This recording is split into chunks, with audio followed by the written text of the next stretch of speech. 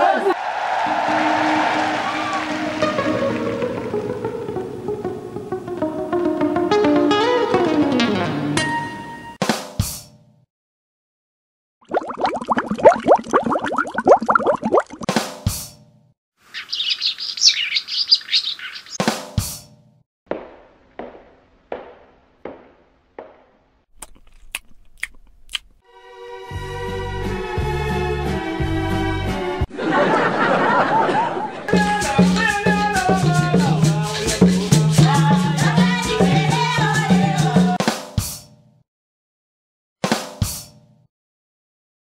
When I say two, you all gather together here in a group. In a group. Two.